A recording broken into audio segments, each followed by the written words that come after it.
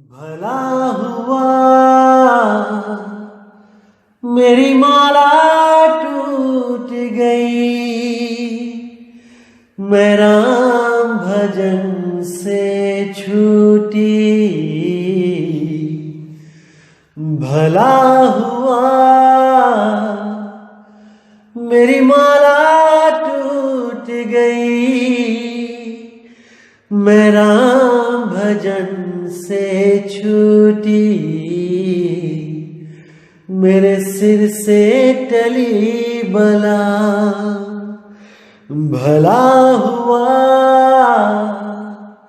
मेरी माला टूट गई, मैं राम भजन से छूटी। मैं राम भजन से छूटी। नमस्कार मेरे प्यारे भाइयों, मेरे परमात्मा के प्यारे जीव हंसों। मैं हमेशा परमात्मा से यही अरदास करूंगा कि आप सब मेरे भाइयों का विवेक पहले से ज्यादा और ज्यादा और ज्यादा बढ़ता ही जाए, और ऐसा कोई काल का दूत ना हो जो आपको 1% भी भ्रमित कर पाए। एक भी काल का दूत नहीं बख्शना हमने, सबके अज्ञान को खोल के रख देना है, ताकि आने वाले समय में कोई भी काल का दूत अपना दांव ना खेल पाए, इन परमात्मा के जीव हंसों को उलझा ना पाए। ऐसी ज्ञान की लहर चला देनी है कि एक एक जीव इस मूल ज्ञान को समझ के परमात्मा को जानने की कोशिश करे, परमात्मा तक पहुंचने की कोशिश करे, और अपने इस अनमोल जन्म को बर्बाद ना कर पाए, बल्कि सत्य सार को जानकर इस जन्म को सफल कर जाए, ताकि 84 लाख जन्मों के बाद जो ये इंसान जन्म मिला है इसका भरपूर लाभ ले सके। गलती से भी अगर इस जन्म में चूक हो गई तो मेरे भाई अगली बार कोई आपका साथ नहीं दे पाएगा। आज जितने ये काल के दूत आपको भ्रमित करने में लगे हैं, इसके पीछे बहुत बड़ा राज है। कबीर साहब ने कहा था, जहां कबीरा करे गुरुआई वहां निरंजन द्वंद मचाई, कि जहां पर सत्य का प्रचार होगा, जहां पर सतगुरु सत्य कबीर के मूल ज्ञान की बात चलेगी, वहां पर निरंजन अपना खेल खेलेगा। वहां पर काल के दूत पूरे जोर शोर से विरोध करेंगे उस मूल ज्ञान के प्रचारक का, उस मूल ज्ञान के दाता का। इसीलिए मेरे भाइयों, आज सब के सब इस मूल ज्ञान के खिलाफ बोल रहे हैं, इस मूल ज्ञान को झूठा सिद्ध करने में लगे हैं, और वो भी केवल वाणियां दिखा दिखा के। जैसे मैंने 103 नंबर सत्संग जो मैंने कल भेजा था, उसमें आपको मैंने दिखा दिया कि नीर शीर का निबेड़ा कैसे करना होता है। क्या जरूरत थी सतगुरु को ऐसी वाणियां बोलने की जिनको अपनी ही वाणियों के द्वारा काटा गया? वो केवल इसीलिए था मेरे भाई, ताकि काल के दूतों के हाथ वो मूल ज्ञान ना लग पाए। चाहे वो मूल ज्ञान लिखित में ही क्यों ना हो, वो काल के दूतों के समझ ही ना आए, और काल के दूत केवल उन वाणियों को दिखा दिखा के अपने आप को सतगुरु घोषित कर दें जो पवित्र ज्ञान है, जो जगत ज्ञान है, जो बच्चों का ज्ञान है, जो विवेकी पुरुषों का ज्ञान है, वो अलग है मेरे भाई। हम केवल उस मूल ज्ञान को समझा रहे हैं जो विवेकी पुरुष ही समझ सकते हैं। जो अकल में अभी बच्चे हैं वो इस ज्ञान को नहीं समझ सकते। वो केवल उन वाणियों का तर्क लेके चलेंगे जिन वाणियों को निम्न लेवल का बोला कबीर साहब ने। जो छोटी क्लासों की किताबें हैं ये उनको लेके चलते हैं, और हम केवल और केवल मूल ज्ञान विहंगम योग को लेके चलते हैं। तो क्या उसमें डिफरेंस है, आज आपको और बताया जाएगा। आज आपको इंगला पिंगला सुषमना का भेद खोला जाएगा कि कबीर साहब ने क्या बोला इंगला पिंगला सुषमना के लिए। क्योंकि कई लोग आपको भ्रमित करेंगे कि देखो कबीर साहब की वाणियां भरी पड़ी है कि गंगा जमुना के बीच में जाना है, इंगला पिंगला के बीच में जाना है। मेरे भाई, वाणियां लिखी गई हैं, वो इसीलिए लिखी गई हैं ताकि काल के दूत पूरा जोर लगा दें ये समझाने में कि इंगला पिंगला सुषमना में ही जाना है। लेकिन उन काल दूतों को ये नहीं पता कि कबीर साहब ने मूल ज्ञान भी दे रखा है, जिस मूल ज्ञान को समझ के पिछली पढ़ाई को छोड़ के वो जीवहंस अगली पढ़ाई करने चला जाएगा। तभी उसको मुक्ति मिलेगी जब वो इंगला पिंगला से ऊपर उठेगा, सुषमना नाड़ी से ऊपर उठेगा। जो भी गुरु आपको कहता है कि सुषमना में ध्यान लगा दो, वो काल का ही दूत है। और YouTube चैनल भरे पड़े हैं इन काल दूतों से, जो आपको कबीर वाणी ही दिखा दिखा के सुषमना में जाने का ज्ञान देंगे। लेकिन आज आपको इस रहस्य से पर्दा उठाया जाएगा कि कबीर साहब ने इंगला पिंगला सुषमना के लिए क्या बोला, उन साधकों के लिए क्या बोला जो इसमें ध्यान लगाते हैं। कोई इसमें प्राणों के द्वारा चढ़ाई करता है, कोई इसमें कल्पना के द्वारा चढ़ाई करता है, कोई आपको बोलता है कि सुषमना का अर्थ है सुस्त मन। अरे मूर्खानंद, किसको बेवकूफ बनाते हो तुम लोग। सुषमना का अर्थ ये नहीं है कि सुस्त मन, सुषमना का अर्थ है सूक्ष्म मन। और वो कहां बैठा है? सुषमना नाड़ी में। वही काल है जो सुषमना में अपना अड्डा जमा के बैठा है।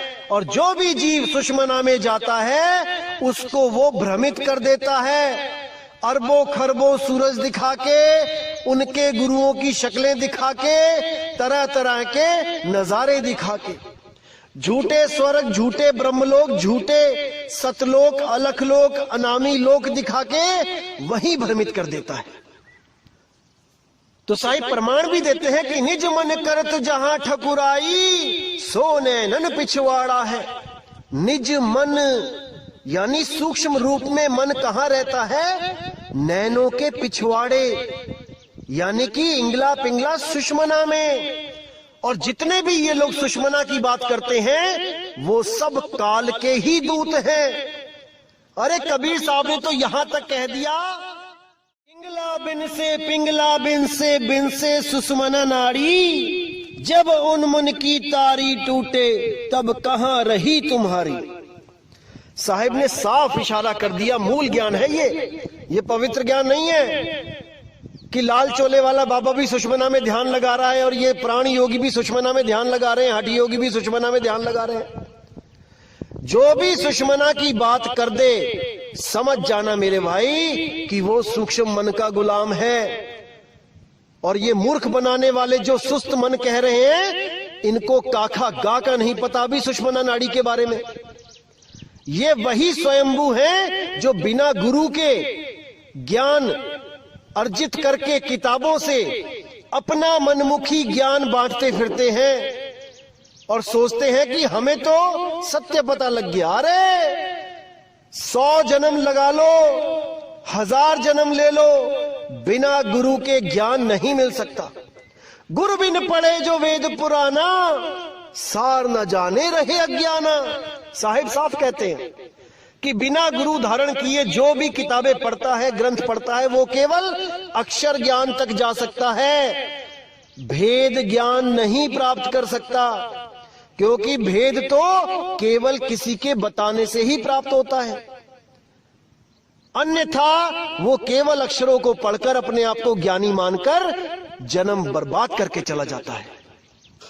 अब साहिब ने यही समझाने की कोशिश करी है, जितने भी लोग इंगला पिंगला सुषमना में ध्यान लगाते हैं, ताड़ी लगाते हैं, पहले सोहंग के साथ ऊपर की तरफ चलते हैं, ध्यान लगाते हैं, उसके बाद एक अवस्था प्राप्त कर लेते हैं जिसको उन्मुन अवस्था कहा जाता है, जिसको मुद्राओं में मैंने बताया था कि उन्मुनी मुद्रा कहा जाता है।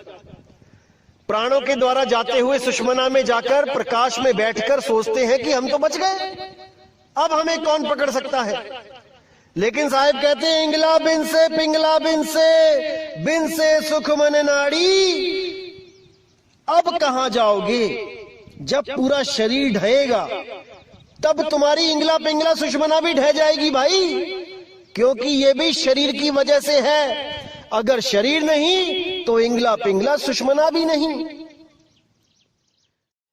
इसीलिए साहिब कहते हैं जब यूं मन की तारी टूटे। अभी तो श्वासों का अजपा जाप करके चढ़ गए, चढ़ाई कर ली सुषमना में और सोचने लगे कि मैं बच गया। लेकिन कहते हैं जब उन मन की तारी टूटे तब कहां रहे तुम्हारी, तब तुम्हारी सुरती कहां रहेगी। आज तो तुमने सुषमना में चढ़ा ली, लेकिन जब शरीर छूटेगा तब तुम भी गिरोगे, क्योंकि तुमने श्वासों का सहारा लिया है। और जब शरीर खत्म होगा तो श्वासें भी खत्म होंगी और तुम्हारी सुरती जो श्वासों में रमी हुई थी वो दोबारा गिर जाएगी, क्योंकि वो निराधार नहीं हो पाई। इसीलिए साहिब ने बोला इंगला पिंगला सुषमना त्रिकुटी सबको धाम, नी अक्षर श्वासा रहित ताकर भिन्न मुकाम। कि जितने भी ये अज्ञानी हैं इंगला पिंगला सुषमना और त्रिकुटी में जाने की बात करते हैं, जितने भी हैं, इनका धाम काल लोक है, ये काल के मुंह में जाएंगे। लेकिन नी अक्षर श्वासा रहित, उस नी अक्षर की जो साधना करेगा, जो श्वासा रहित, जिसमें श्वास की जरूरत नहीं पड़ती, वो केवल सुरती के द्वारा प्राप्त किया जाता है। नी अक्षर श्वासा रहित ताकर भिन्न मुकाम, उस मुकाम को, उस भिन्न मुकाम को बिरले जीव पहुंचेंगे, बहुत कम लोग पहुंचेंगे वहां तक। बाकी सब के सब इसी त्रिकुटी में इंगला पिंगला सुषमना में जाकर भ्रमित हो जाएंगे, उस काल के मुंह में चले जाएंगे। तो इन भेद की बातों को कोई भेदी सतगुरु ही बता सकता है, ये आम जीवों के बस की बात नहीं है मेरे भाई। और मुझे तो हैरानी होती है कि ये लोग कितने रंग बदलते हैं। पहले ये लोग कहते थे कि श्वासों के बिना बात नहीं बनेगी, श्वास ही सार है, सोहंग ही सार है। अब हमारे सत्संग सुन सुन के अब कहने लगे हैं कि वो सार शब्द एक रस है, वो बदलता नहीं है, वो एक धुन है। और कौन सी धुन बता देते हैं आपको?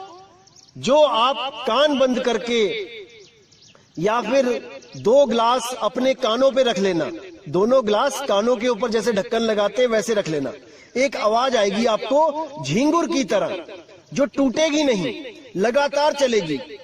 या फिर ये लोग कहते हैं कि किसी बंद कमरे में बैठ के, जहां बिल्कुल सुनसान हो, टीवी ना चल रहा हो, रेफ्रिजरेटर ना चल रहा हो, ये ना हो वो ना हो, वहां जाकर ध्यान लगाओ तो एक आवाज चलेगी जिसमें कोई आवाज नहीं है, कोई नाद नहीं, कोई बिंद नहीं है उसमें, कोई ये नहीं कोई वो नहीं। ऐसा भ्रमित करते हैं ये लोग। अरे भाई वो ईथर है, ईथर, जिसको 5वां तत्व आकाश तत्व बोला गया है। और इसी झिंगुर की आवाज को जो लगातार चल रही है, इसको ओंकार बोला है वेदों में। पूरे ब्रह्मांड में ये आवाज हो रही है जिसको उन्होंने ओंकार घोषित किया। इसी आवाज को सुनकर योगी जपी तपी सन्यासी भ्रमित होकर इसी 3 लोक में रह गए। ये सार शब्द नहीं है भाई, सार शब्द 3 लोक से न्यारा है, सार शब्द 3 लोक से न्यारा है। कि श्वास ऊपर चढ़ाई तो सोहंग, बाहर छोड़ी तो ओम, या श्वास ऊपर चढ़ाई तो को, नीचे छोड़ी तो हंग। मेरे भाई श्वासा मुंह से भी ली जाती है। जब आपको जुकाम होता है, दोनों नाक बंद होते हैं और 2-3 दिन तक आप परेशान रहते हो, सांस तक नहीं आती, तब आप मुंह से सांस लेते हो। अगर परमात्मा श्वासों में है तो मुंह से जो श्वास ले रहे हो परमात्मा उसमें भी है। आप वहां से सिमरण करके दिखाओ, कहां चढ़ोगे बताओ। तो मूर्ख बना रखा है इन दुनिया वालों ने, इन कालदूतों ने। आपने भ्रमित नहीं होना है मेरे भाई, आपने भ्रमित नहीं होना है। आखिर श्वास, उस श्वास का मतलब क्या होता है, आज आपको मैं भेद बताता हूं इसका।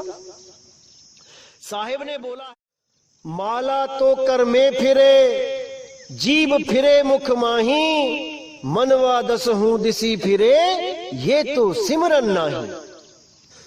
इसका मतलब ये है कि साहिब कह रहे हैं कि माला तो कर में फिरे, माला हाथ में पकड़ ली और घुमा रहे हो 108 मनके की। अब मन क्या कर रहा है कि जल्दी जल्दी माला करूं, 108 लिमिट बना दी है कि इतनी माला करनी ही है। अब सारा मन कहां घूम रहा है, 108 माला में घूम रहा है या बाहर के जो काम है वहां घूम रहा है। अब जीभ फिरे मुख माही, यानी कि मुंह में चल रहा है राम राम राम राम राम राम राम राम। तो माला हाथ में है एज ए घड़ी, एज ए टाइमर कि 108 पूरी होगी और जाप खत्म। एज ए टाइमर यूज किया जा रहा है माला को, याद रखो, इस बात को ध्यान दो। माला से जाप का कोई मतलब नहीं है। अगर माला ना हो तब भी जाप हो सकते हैं, लेकिन आप फिर कोई और विधि अपनाओगे 108 गिनने के लिए, उंगलियों पे गिनने लग जाओगे। तो कहने का मतलब है कि माला अलग है, जाप अलग है। माला नहीं भी होगा, जाप तब भी होंगे, चाहे वो उंगलियों पे होए, चाहे वो और किसी विधि से होए। तो माला अलग है और जाप अलग है। बिना माला के भी जाप हो सकता है। आप बिना माला लिए जाप करो, राम राम राम राम राम राम राम जपते रहो शाम तक, माला की जरूरत ही नहीं पड़ेगी। माला केवल इसलिए ली जाती है कि आपको पता लग जाए कि 108 हो गए हैं कि 1008 हो गए हैं, और माला का कोई रोल नहीं है। इसी तरह जब श्वासों की बात आती है तो कबीर साहब ने बोला है कि माला श्वास उश्वास की, फेरेंगे निज दास, 84 भर में नहीं कटे काल की फांस। अब यहां पर साहिब ने बोला है कि तुम माला फेर के टाइमर लगा लिया तुमने, ये तो तुम ऐसे कर रहे हो जैसे एहसान कर रहे हो परमात्मा पे कि मैंने इतनी माला फेर ली तेरी, मुझे मुक्ति चाहिए। अरे मेरे भाई, जब तक आप लिमिट में उसको याद करते हो, जब तक आपकी सुरती कहीं और भी जाती है, आपकी सुरती भटकेगी। इसीलिए अभ्यास के लिए साहिब ने बोला कि 24 घंटे 8 पहर सुरती को वहां स्थिर करो, उसका सिमरन करो। इसलिए उन्होंने श्वास उश्वास बोल दिया माला की जगह। माला भी टाइमर है, श्वास उश्वास भी टाइमर है।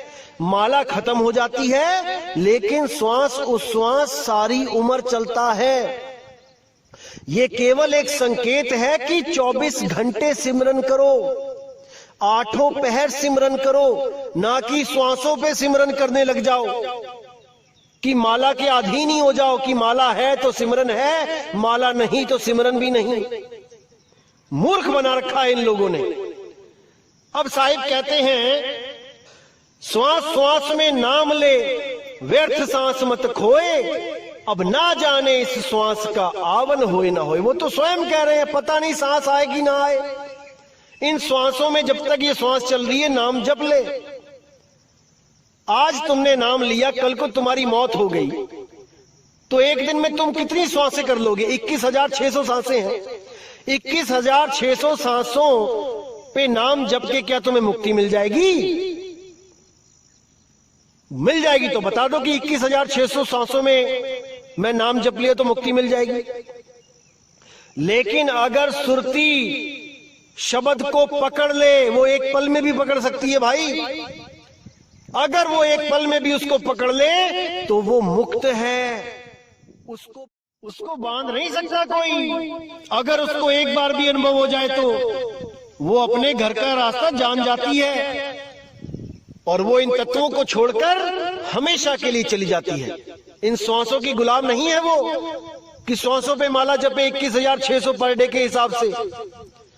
साहिब क्या बोलते हैं, इसको अच्छी तरह समझ लो मेरे भाई। बार बार नहीं समझाने वाला मिलेगा कोई, इस चीज को अच्छी तरह समझ लो। साहिब ने इशारा भी किया है कि श्वासा की कर सिमरनी, श्वासा को तो सिमरनी का रूप बताया है कि जो सिमरनी है वही तेरी सांस है।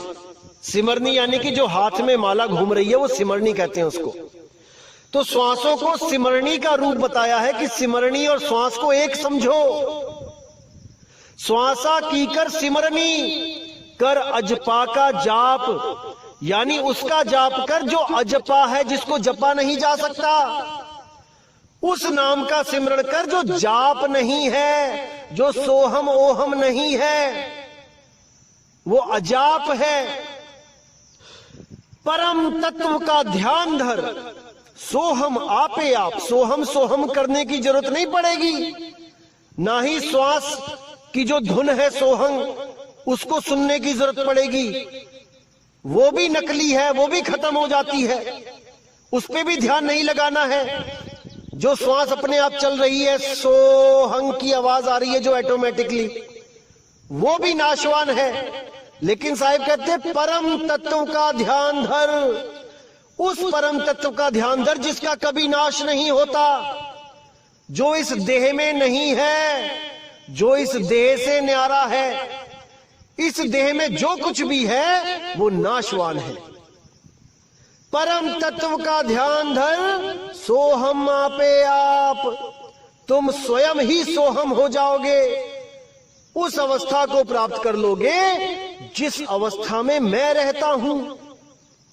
अरे नीर छीर का करे निबेड़ा, कहे कबीर सोहंस है मेरा। जो सोहम को समझ जाए, नीर और शीर, नीर सोहंग क्या है और शीर सोहंग क्या है। नीर में क्या आता है, जाप अजपा अनहद, ये नीर यानी पानी है। और वो सार नाम क्या है, वो सोहंग अवस्था है। सोहम यानी जो तू सोहम, जैसा तू वैसा मैं। जब आप इस अवस्था को प्राप्त करते हो तब आप सोहम सत्य कबीर अवस्था को प्राप्त कर लेते हो, जिसके लिए बोला सोहम ही ऊपर और है, सत सुकृतिक नाम। जो लोग सोहंग सोहंग जपते हैं उनके लिए बोला कि सोहंग से भी ऊपर सत सुकृतिक नाम।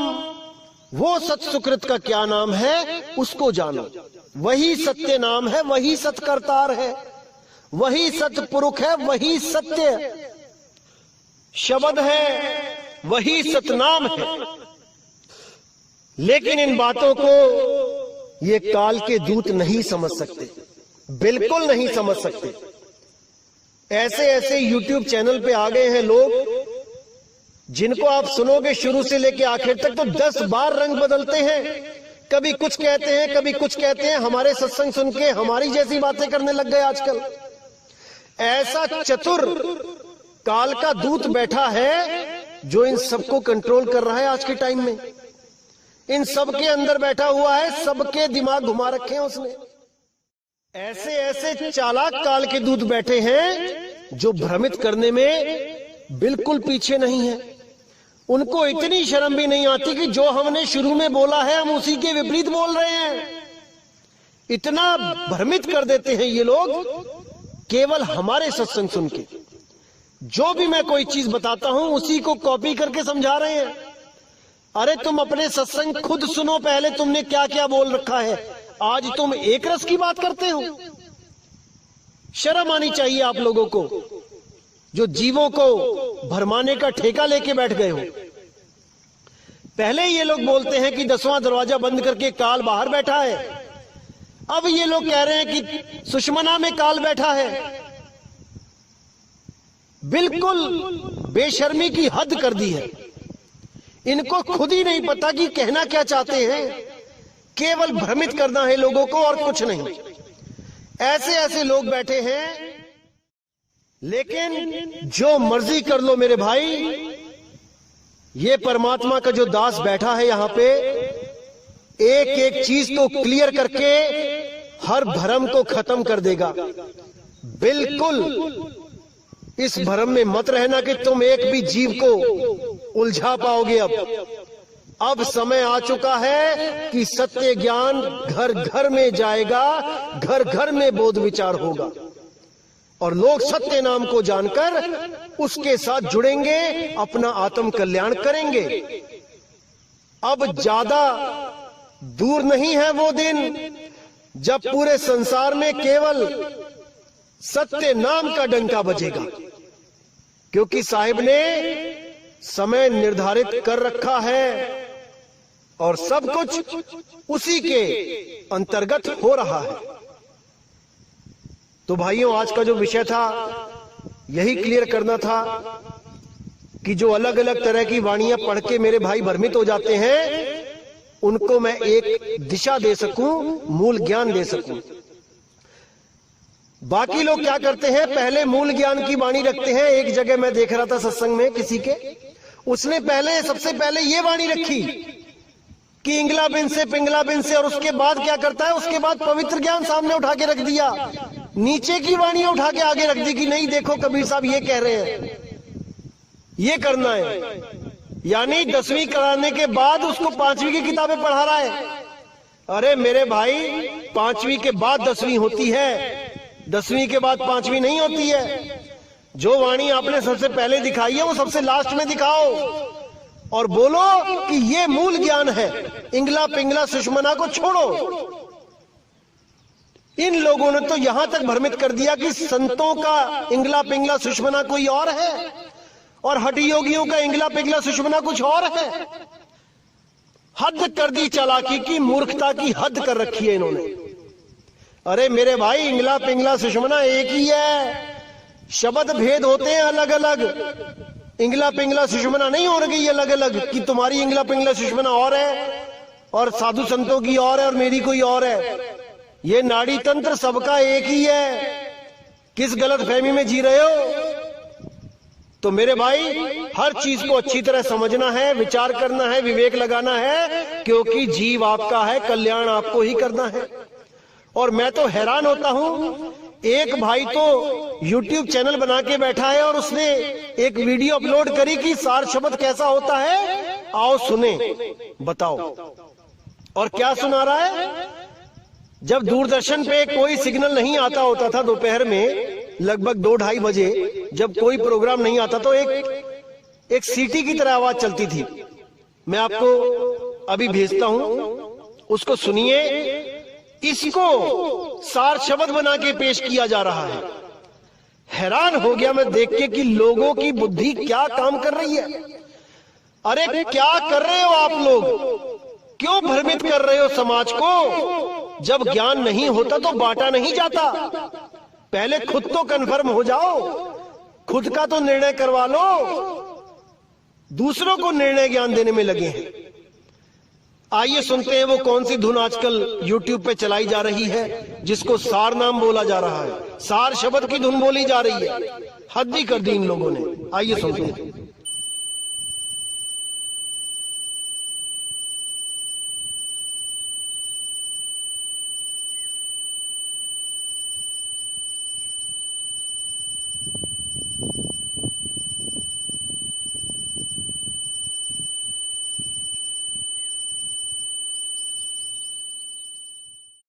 अब बताओ इन लोगों का क्या होगा? क्या दिशा दे रहे हैं ये लोग समाज को? फिर तो मेरे भाई, रेडियो में कोई सिग्नल ना आए तो उसको सुनो और मुक्त हो जाओ। जब मैंने ये वीडियो अपने गुरु भाइयों के ग्रुप में सेंड करी तो एक भाई ने बहुत अच्छा जवाब दिया कि भाई, जब कान पे कोई जोर से थप्पड़ मार दे तब भी यही सुनाई देती है कि तब सार शब्द उसको मिल गया और उसका मन दौड़ना बंद हो गया। ऐसा कान पे सार शब्द दिया कि मन भटकना बंद हो गया, स्थिर हो गया। तो ऐसे ऐसे लोग पड़े हैं समाज में जो भ्रमित करने में बिल्कुल भी शर्म नहीं करते। और सार शब्द कबीर साहब का मूल मंत्र क्या बता रहे हैं ये भी सुना देता हूं आपको मैं, ताकि कल को आप भ्रमित ना हो जाएं इन काल दूतों के चक्कर में। आइए सुनते हैं क्या मंत्र है इनके पास जो कबीर साहब कहते हैं कि हमेशा जपो। आइए सुनते हैं। आत्मा है, आत्मा है, आत्मा है, आत्मा है, आत्मा है, आत्मा है,